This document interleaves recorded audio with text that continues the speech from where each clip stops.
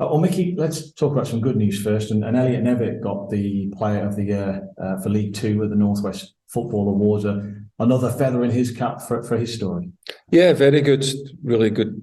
Good for Elliot, considering the journey that he's been on and how fast he's made that. To be getting awards like that is really good. So he's working hard and he's still trying to improve all the time. But it's good that a lad that's come out of the levels that he's played at is getting that kind of recognition now. So that's good. We're really pleased for him. Has it surprised you in a good way, just how well he's adapted to life in League Two? Yeah, definitely. I mean, he's still got what to do and he knows that. But definitely, yeah, to be coming from the levels that he's come in, to have played the amount of games that he's played at a good level is really good, and it shows that there is talent out there, and it keeps that door open for everybody to stay ambitious at any level, because if you have the right attitude, the rewards will be there for you and the opportunities will be there for you. You can follow Elliot. And what is next for him in his development? Yeah, listen, there's a lot of work to be done, but the important thing is he's got the attitude to want to go and do that. So it's just a daily thing to keep going. He needs to score more goals and all the rest, but so does everybody. But he's moving in the right direction, and when you consider the amount of time that he's been a professional footballer, it's fantastic that what he's done, and to sort of congratulate him on what he's done and keep looking for what he should be doing more of is a bit unfair, I think. I think really we should be congratulating him on what he's done and how well he's done it, and that's great. Another long bus journey to come at the weekend against Swindon. What would you like your team to do more of this weekend to turn some of those recent results into wins? We've got to show, I think, more of an attitude from the first minute towards the jobs that come their way, and be resilient about them and not get disappointed about them. We know by now the way that we want to play, and we know that what the principles are of that, and we know that as a unit. Now the rest of it, now what we've got to do is go out and consistently be good at them. We feel that recently I got a bit disappointed that things haven't gone my way, or we haven't been playing at the levels physically that we should be doing. But we have played a lot of football as well. That's not me making excuses. That's just the facts. I've been playing a lot of football, a lot of Saturday, Tuesdays. But it's a club that has high standards, so we're expected to hit them all the time. So we're expected to go out there and do the things that we do as a team, and to do them really well with and without the ball, and mentally as well. So we'll go there and go and attack that at the weekend. But we've had a good week's training. We've had a lot of good talking as we do. Because we keep saying it, as we spoke about earlier, as a very young group in terms of appearances at these levels. So all the time it's about keep pushing them on and keep reminding them of the things that they're going to do, that they've got to do to be good players and a good team. And we'll continue to do that. And how much of it is down to basic confidence in terms of being able to maybe get that first goal and play with a bit more freedom, even subconsciously? I don't know. Confidence is always a factor. I think that's only if you allow it to be and you don't focus on what you're supposed to be doing. It's just about getting out there and doing what you do for the team and being good at that and working hard at that and having the right mentality to go and carry that out. So calmly, we speak to them about that, and we expect that every day in training, and we want them to carry that forward into the weekend.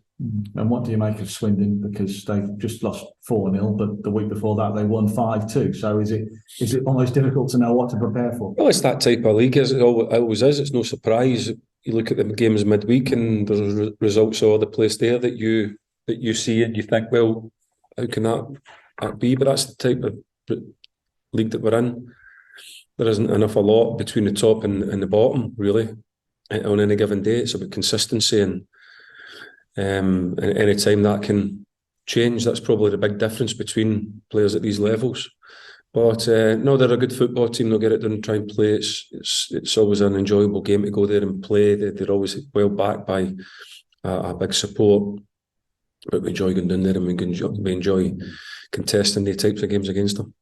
And just finally, you switch formations down at Upper Carlisle, even from the 5 to the 4. And it's something we alluded to last week. Is this something that your squad has the ability to do, or is it that you favour one system over another?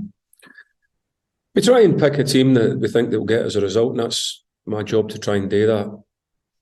Sometimes what you've got to understand is in any tactics or any formation, people don't play quite as well as what you'd expect them to do, and so then you have to adjust and again, in-game or even at half-time, try and find a way of getting the players who you think are performing well to try and find another way of getting a result. But that's just what it's like all the time. Do I favour one system? I wouldn't say that I favour one system. I just favour players playing well. So if they play well, it doesn't matter what system you play. So forget about systems. You have to play well. You have to perform well. You have to be a good player. And if all good players all come together and perform on the same day, it doesn't matter what system you play.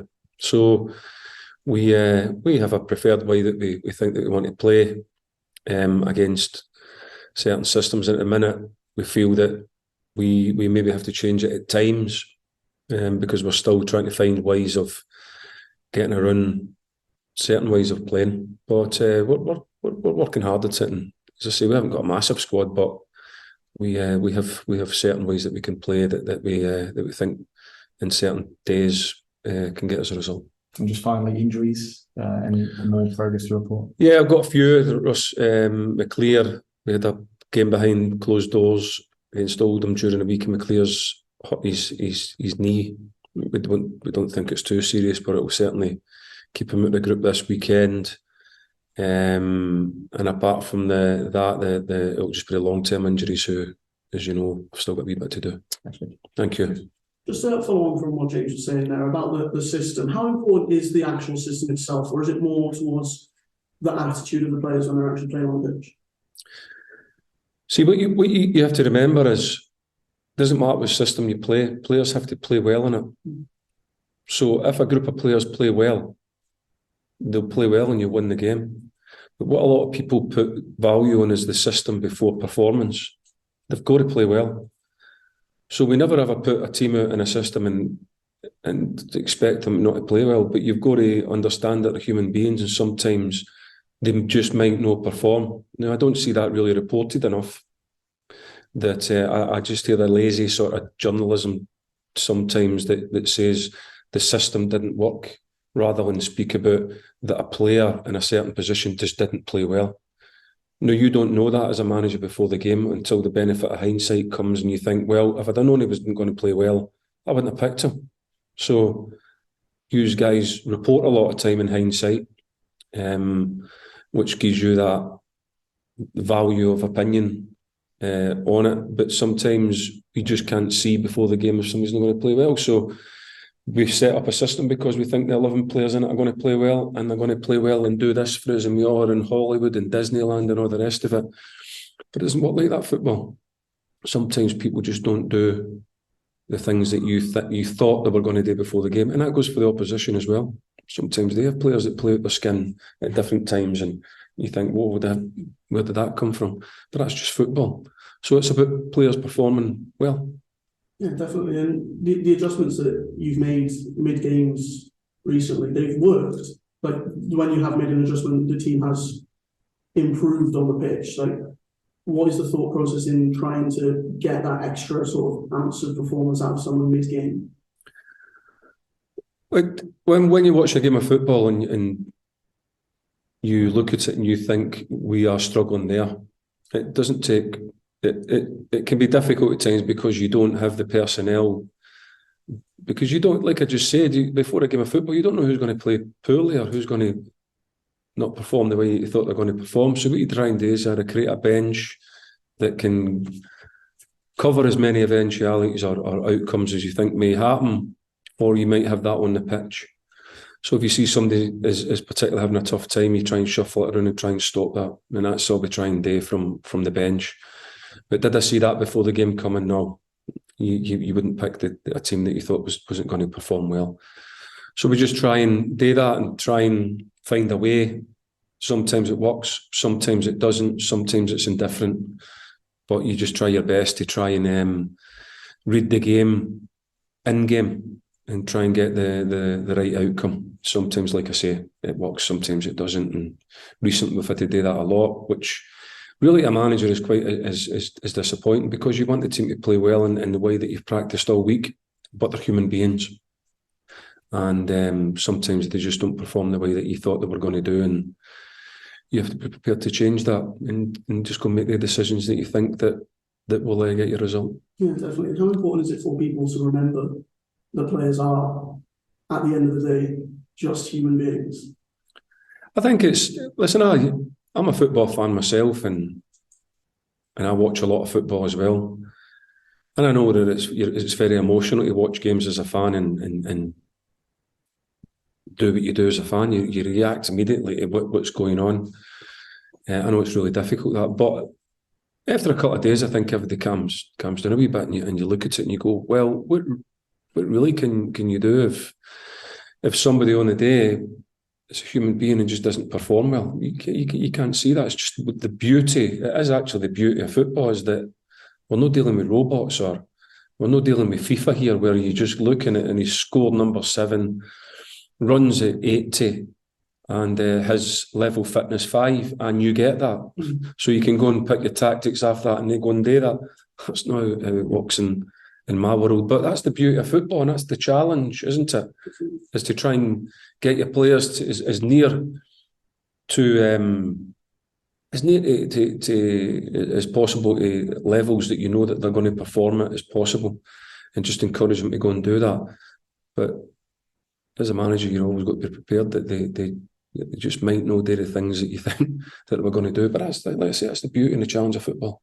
Definitely. And on this weekend's game, the County Ground, not really historically a great place for Tranmere to travel to. Yourself, even as a player, you've gone down there and come away without anything.